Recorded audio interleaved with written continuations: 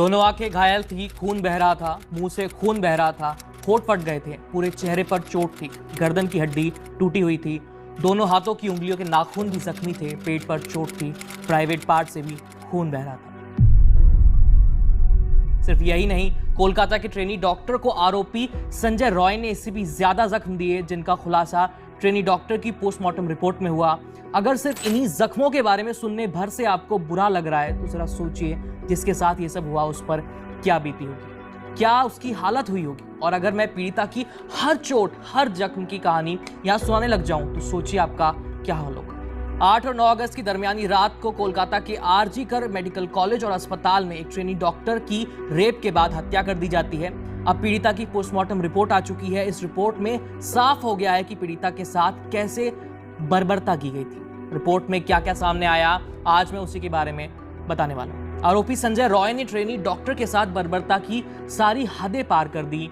8 और 9 अगस्त की दरमियानी रात करीब 1 बजे आरोपी संजय अस्पताल में आता है, जहां उसने खूब शराब पी और हिंसक पॉर्न वीडियोस देखे। सुबह करीब 4 बजे शराब के नशे में धुत सेमिनार के हॉल में घुसता है वो, जहां उसने ट्रेनी डॉक्टर को सोते हुए देखा। संजय रॉय ने डॉक्टर को दबोचने की कोशिश की, लेकिन वो जाग गई। डॉक्टर ने खुद को आरोपी से छुड़ाने की कोशिश की, लेकिन संजय रॉय उस पर भारी पड़ता हुआ नजर आ रहा था। शराब के नशे में धुत संजय एक जानवर जैसा बन चुका था। जूनियर डॉक्टर की जो पोस्टमार्टम रिपोर्ट सामने आई है, उसने हर जख्म का हिसाब दे दिया है। रिपोर्ट के मुताबिक जूनियर डॉक्टर के शरीर पर जितने भी घाव हैं, वो उसे तब मिले जब वो खुद को आरोपी से बचाने की कोशिश कर रहा था। इसी कोशिश में उसके चश्मे का शीशा टूट चुका था, क्योंकि आरोपी डॉक्टर ने उसके चश्मे पर मुक्के मारे थे, जिससे उसके चश्मे के टुकड़े टूटकर उसी की आंखों में धंस गए थे। इसी वजह से पीड़िता की दोनों आंखों से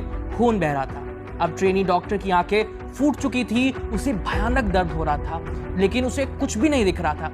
लेकिन उसका संघर्ष अब भी जारी था। पीड़िता के चेहरे, नाक पर जो जख्म मिले हैं वो इसलिए आए क्योंकि आरोपी लगातार उसे काबू करने की कोशिश कर रहा था। ट्रेनी डॉक्टर ने खुद के बचाव में आरोपी को नोच भी दिया, लेकिन संजय रॉय ने उसकी दाएं हाथ की रिंग फिंगर तोड़ दी।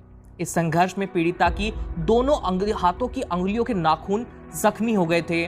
ट्रेनी डॉक्टर घायल होकर भी खुद को बचाने की पूरी कोशिश कर रही थी, लेकिन भयानक दर्द के चलते वो कुछ देर बाद बेहोश हो गई। रिपोर्ट के मुताबिक ट्रेनी डॉक्टर के प्राइवेट पार्ट पर जो जख्म के निशान मिले हैं वो तब आए जब जूनियर डॉक्टर बेहोश हो चुकी थी और संजय रॉय उसका रेप कर रहा था। वहीं इसके बाद आरोपी ने जो किया, उसने इस टॉर्चर की सारी हदें पार कर दी। मुझे बताते हुए घिन आ रही है, लेकिन बताना जरूरी है और आपका जानना भी जरूरी है। ट्रेनी डॉक्टर के पैरों को इस हद तक स्ट्रेच कर दिया था कि उसकी हिप बोन टूट गई, और यही वजह थी कि डॉक्टर की वजाइना से इतना खून बह रहा था।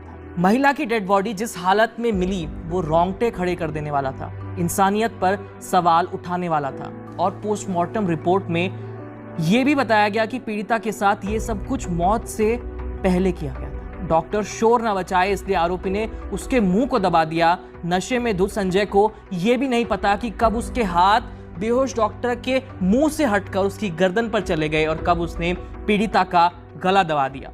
पोस्टमार्टम रिपोर्ट के मुताबिक पीड़िता की मौत गला घुटने से हुई है। रेप करने के बाद आरोपी ने दोबारा पीड़िता का गला दबाया ताकि उसके बचने की कोई गुंजाइश न रहे, और इसकी वजह से पीड़िता की गर्दन की हड्डी टूट गई। 40 मिनट के अंदर संजय रॉय ने यह सब कुछ कर दिया। जब संजय अस्पताल से निकला उस वक्त सुबह के 4:37 हो रहे थे। इसके बाद वो वहां से निकला, कोलकाता पुलिस के बैरक में गया, जहां जाकर उसने पहले अपने कपड़े धोए, सारे खून के दाग और सारे सबूत मिटाए, वो नहाया और सो गया। फिर 9 अगस्त को सुबह 8 बजे जब अस्पताल का स्टाफ सेमिनार रूम में पहुंचा, तब उन्हें डॉक्टर की डेड बॉडी मिली और फिर हड़कंप मच गया। यही नहीं, पोस्टमार्टम रिपोर्ट में एक और खुलासा भी हुआ है, वो ये कि पीड़िता की बॉडी में डॉक्टरों को 151 ग्राम सीमेन मिला है, और इतना सीमेन आमतौर पर एक पुरुष से नहीं निकलता। ऊपर से पीड़िता के साथी डॉक्टरों को यह भी शक है कि संजय के साथ इस क्राइम में कोई और भी था, क्योंकि ट्रेनी डॉक्टर की कदकाठी ऐसी थी कि संजय का अकेले उस पर काबू पाना मुश्किल था। और इन दोनों बातों की वजह से ही सभी को यह शक है कि पीड़िता का गैंगरेप हुआ है।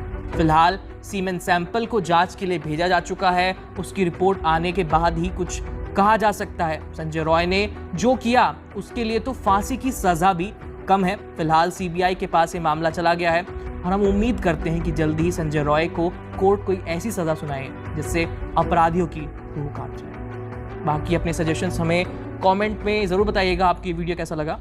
और देखते रहिए एबीपी लाइव। मेरा नाम है आयुष। धन्यवाद।